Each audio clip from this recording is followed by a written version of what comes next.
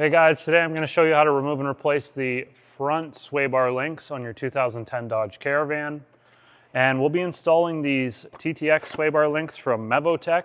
TTX is their top of the line product.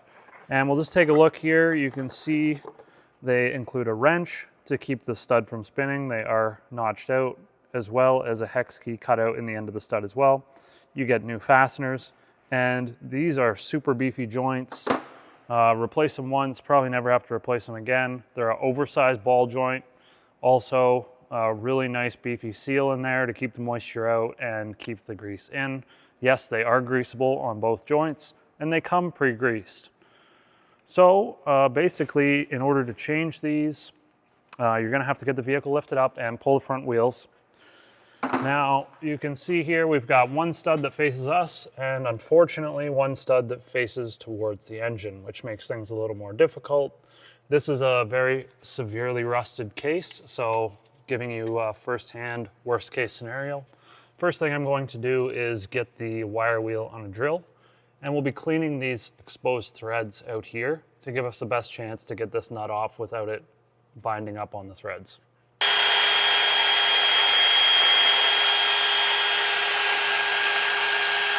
Okay, the nut should be an 18mm nut, and we're just gonna go ahead, hit this with a little bit of oil before we pull the trigger. But we're basically just gonna go impact gun this thing and see if it spins off. It's most likely just going to start spinning the stud. And just like that, you can see we've immediately started spinning the stud, so we're gonna need to get a hold of that, keep it from spinning. Couple options. We're gonna go straight to the vice grips, and we're gonna slip these in behind. Try to loosen these off. We want the best possible grip that we can get on here.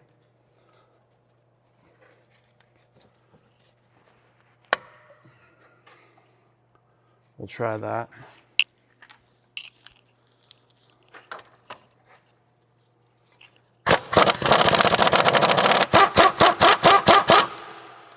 We got it to go a little bit further. See if we can get a better bite on this.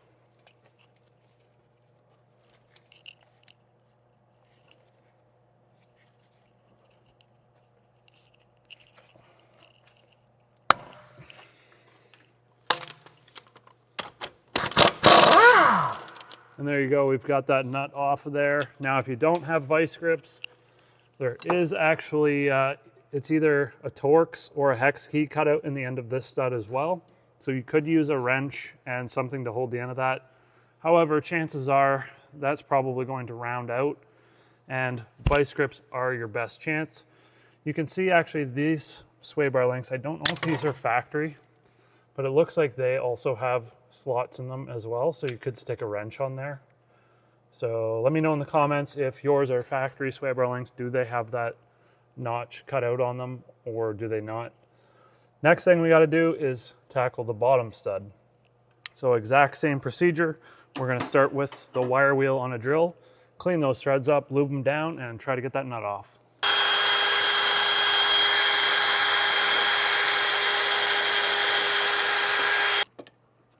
All right.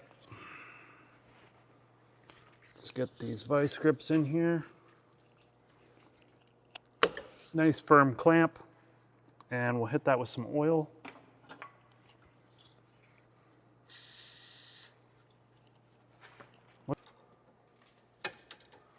Okay, get this put on here.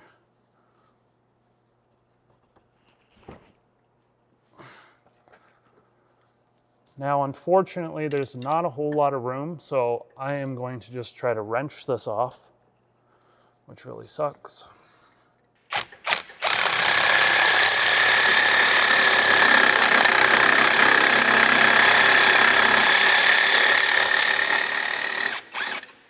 Okay, so this is the tool that I just used. There's an extension that drives through to a ratchet head. You can put an impact gun on it. It's got like a 33:1 gear ratio, I believe, or something like that. Works really good for getting in on tight angles. Now that we've got the nut off, should be able to just remove these vice grips and get this sway bar out of here.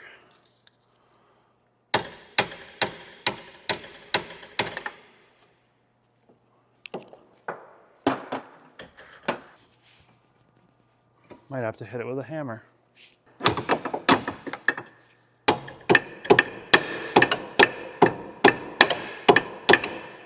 Is it welded in? Okay, just like that. Now it's out. You can see this side actually has sort of a, I don't know if it's supposed to be threaded all the way and that's just rust, or maybe it's actually like a tapered design. I think it's just rust. All right guys, so we've got our surfaces cleaned up, ready to go. Take our new sway bar link, simply line up the studs, pass it through, get the nuts started. And one thing I really love about this TTX line is they do include a wrench to hold those studs from spinning, but I find a lot of times you don't even need to really hold the stud. The nut pretty much just goes on effortlessly. Guys, they are also 18 millimeters, same size as the factory nut. All right, we are gonna have to hold that with the wrench.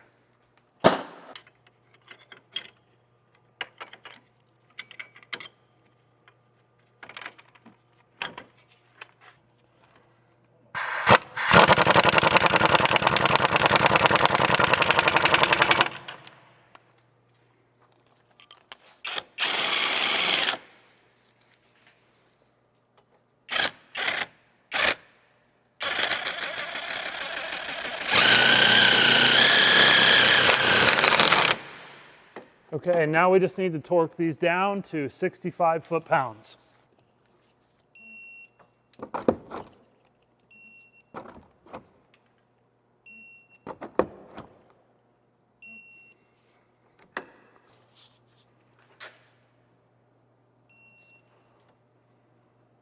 Okay, once you get those torqued on, these joints do come pre-filled with some grease, but we're just gonna give these, you know, 1 or 2 extra pumps of grease just to make sure that they are full.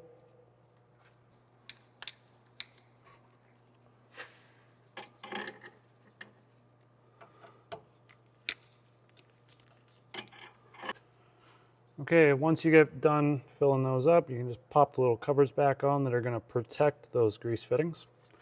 That's pretty much it. Last thing you gotta do is just get the wheel back on. You're gonna wanna tighten the wheel nuts down in a 5-star pattern to 100 foot-pounds. Do 2 passes of that. And then after about 60 miles or 100 kilometers of driving, you should do a wheel retorque and just make sure everything is seated and safe. But that's pretty much it. If you have any questions, throw them in the comments. And if you want to check out sway bar links or any other components from Mevotech, you can go to mevotech.com.